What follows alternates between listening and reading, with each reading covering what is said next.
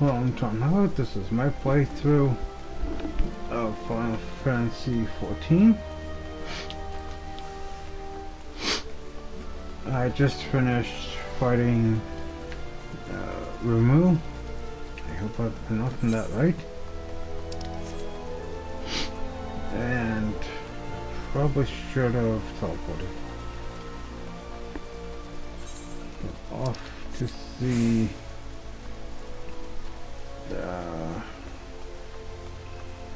here we go. Need to go to Conja's Guild.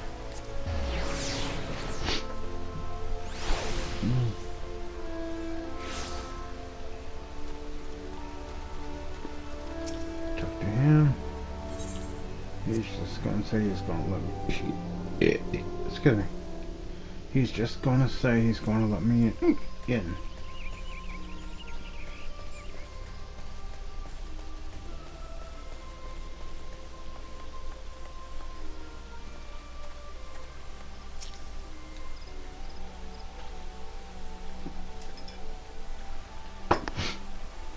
You are returned to us, dear friend, and none the worse for bearing the heavy burden which I did press upon you. Most glad am I of this.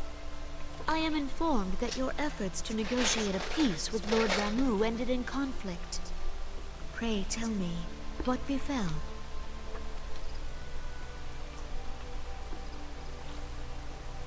Ramu made trial of you? I fear there is truth to his claim. It is the darkness within us that attracts the darkness without.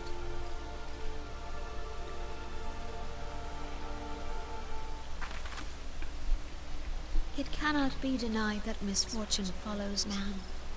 For evidence, one need only look to the conflict brewing in Cartano, or to the rising flood of refugees. Our shared struggle against the Empire should have served to seal our union. Yet the self-interest. As the scars of the calamity begin to fade, so too does our sense of common purpose. Yet now is scarce the time to forget our shared responsibility. If this new-sprung realm is to survive beyond its infancy, it must needs be nurtured by all. Eorzea must be as one. Yet I fear that dream is still far off.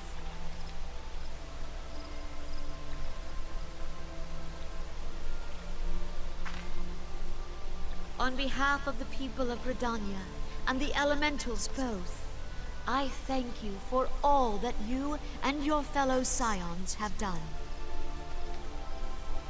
Full oft have I been compelled to look to you for aid of late, and offered all too little in return. As leader of this nation, I shall endeavor to prove a more worthy ally to your cause henceforth.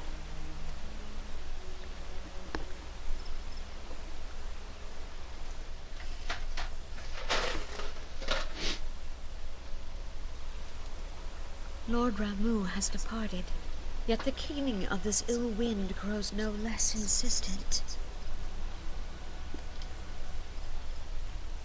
Voices of the forest, pray speak and I shall listen. What unseen evil begets this unease in my heart?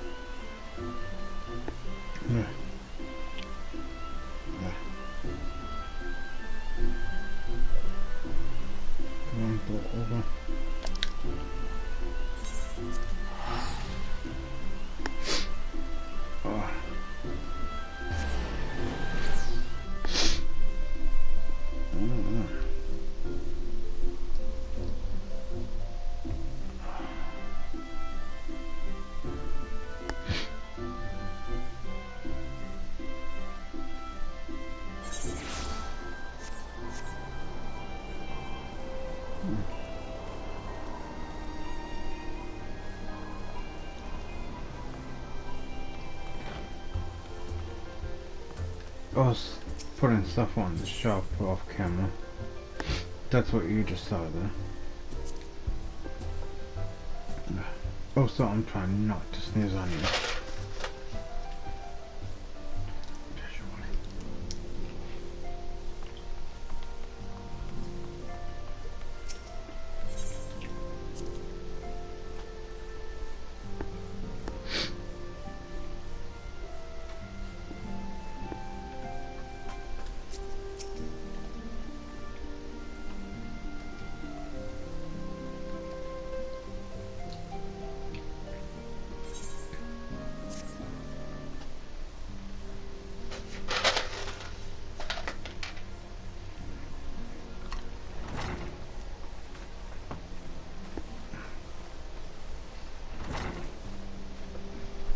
If everyone is ready, let us begin. Urianger, the floor is yours.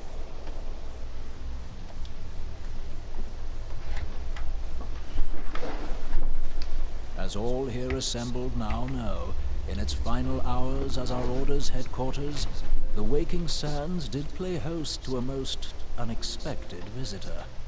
I speak of the Ascian clad in white, Elidibus. Unwelcome though his presence was, his words that day did serve to confirm a truth long suspected, that the Ascians are eternal beings, to whom physical destruction is as a temporary inconvenience. In the intervening time, Urianger and I have striven to discover a means by which the Ascians might more permanently be slain. And 'tis my belief that we have found the thread that will allow us to unravel the twisted skein of their existence. In the moments prior to Leviathan's most recent manifestation, the Sahagin elder who summoned him was observed to undergo some manner of ascension. The etheric readings taken by Y'shtola at the time of this transfiguration have proven most enlightening. The disruption to the flow of ether was sudden and dramatic. So tangible was the agitation, I scarce had need of my goggles. The significance of Y'shtola's readings might better be understood in the context of mine own, taken at the instant of the Lord of Levin's demise.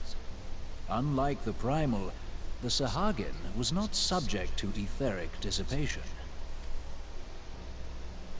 Before discussing our new discoveries, it may benefit us all to recall what we know of etheric behavior.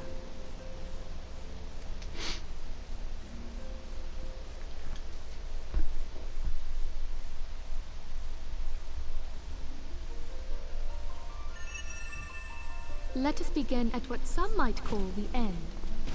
When we who dwell in the material realm die, our spirits dissolve into the flow of ether and are returned to the ethereal realm. In turn, the restless energy which diffuses that plane streams back into our world, giving rise to new life.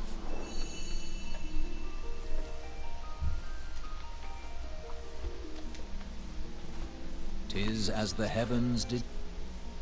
Twixt this world and the next do the ethereal currents swirl, bearing the very essence of life. Thus doth the cycle of birth, death, and rebirth continue unabated."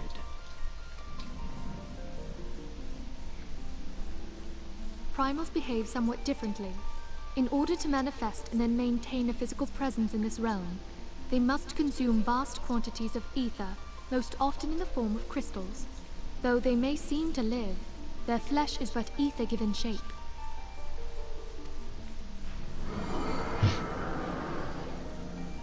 Thus, a defeated primal leaves behind no broken corpse. Rather, the essence of its form seeps back into the land whence it came, and the energy of its shattered spirit is called back to the ethereal realm. And there it waiteth, till next the prayers of the faithful do draw it forth from the sea of ether, to take their offering of crystals and make for itself a new body.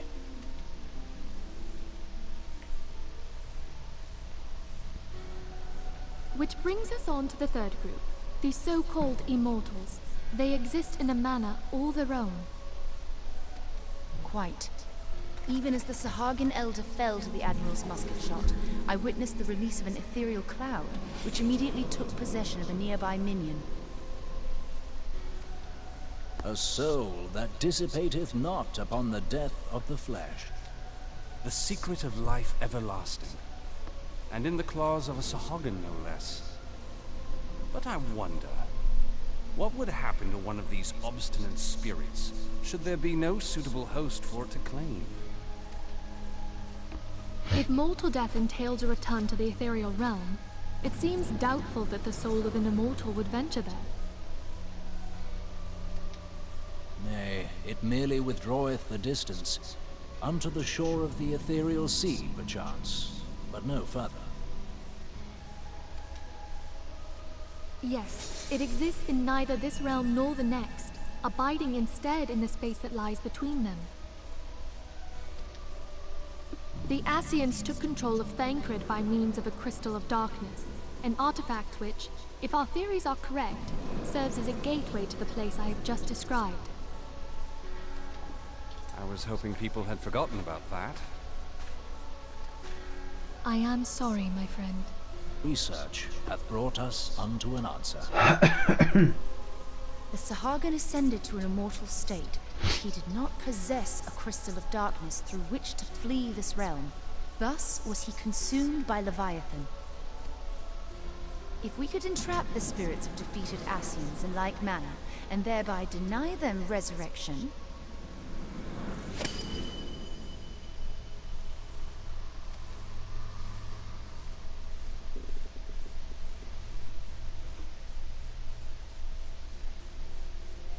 Therein lieth the path to victory. Thou art most perceptive, my lady. Only when we have trapped the bodiless soul within an ethereal prison can we hope to defeat its unnatural constancy. Thus might even an eternal paragon be consigned to oblivion. These feats are, of course, far easier said than done. At present, we lack a viable means to entrap and extinguish an Ascian soul. Yet, I believe it to be possible. The pieces of the puzzle lie before us. We have but to put them together.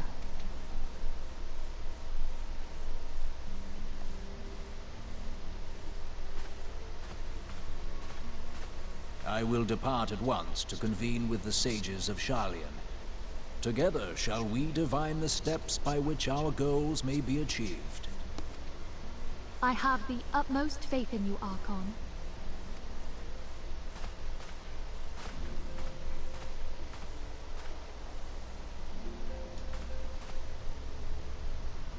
Beg pardon, antecedent, but I would raise one final matter. Even now, a Sharlayan survey party seeketh to ascertain the fate of the students of Baldessian. Their findings shall soon be known to us. Though you harbor feelings of dread, I bid you surrender not to sorrow, but abide instead in hopeful prayer. I shall, Archon. Thank you.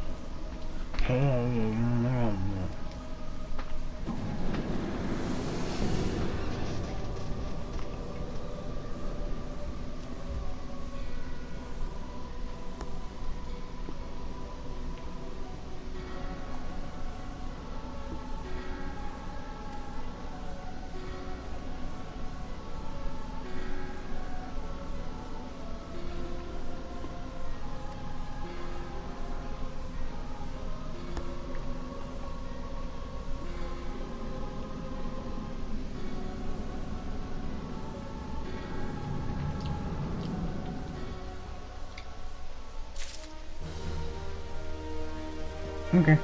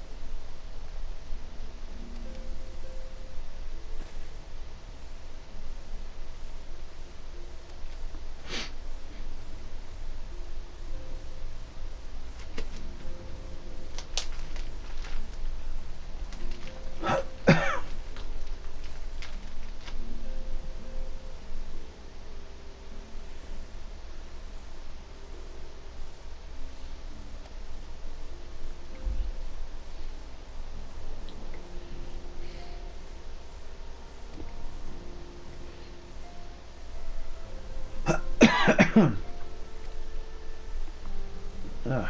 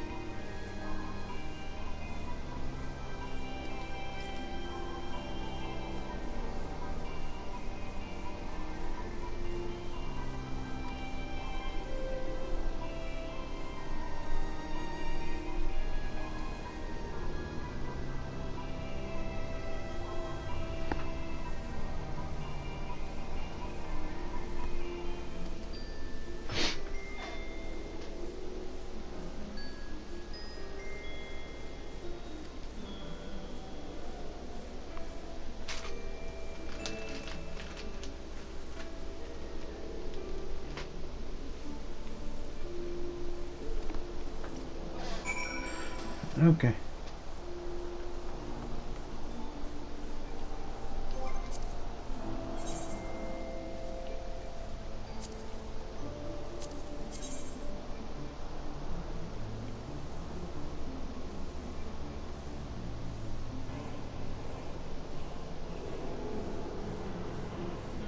Go.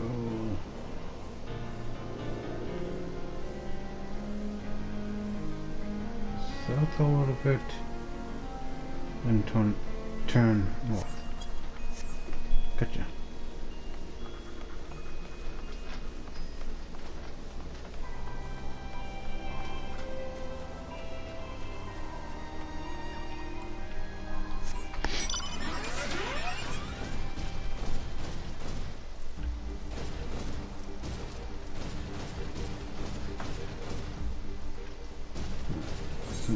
So forward. Then turn north.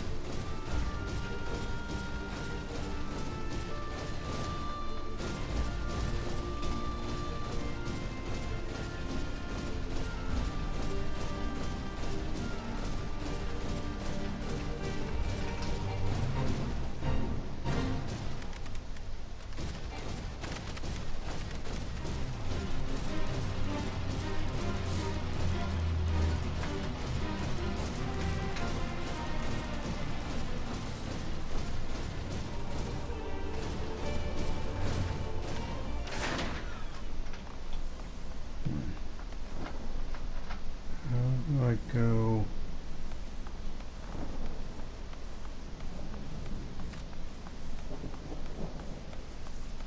Can't just drop down, can I?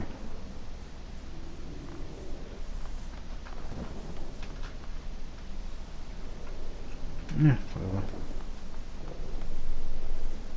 Banzai! Ow.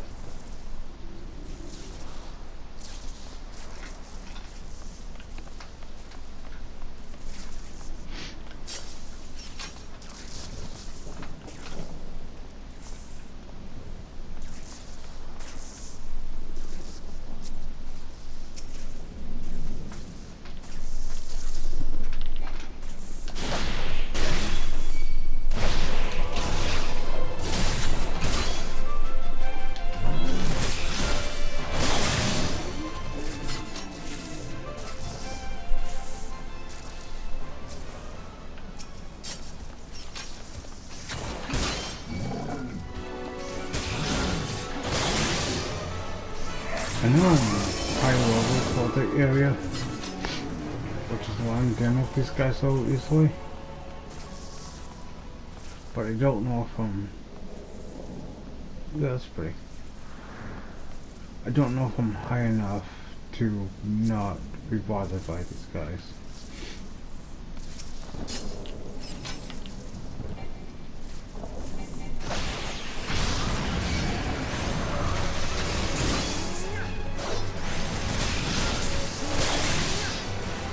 Oops.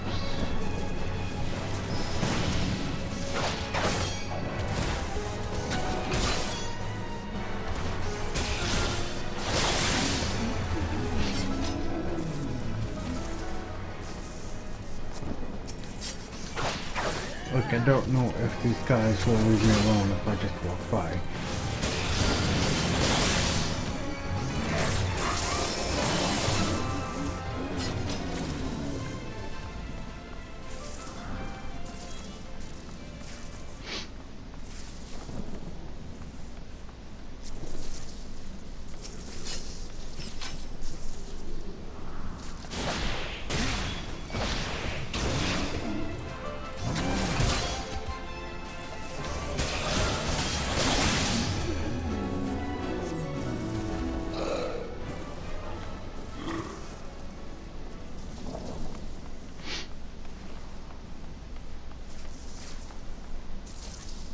There was something.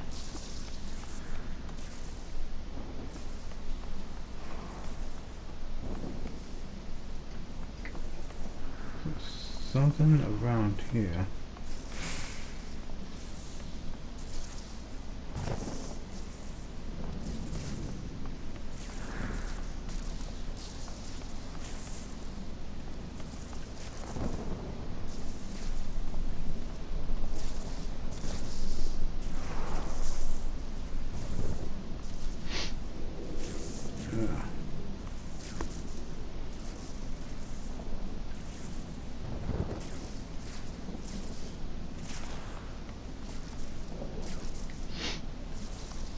Okay.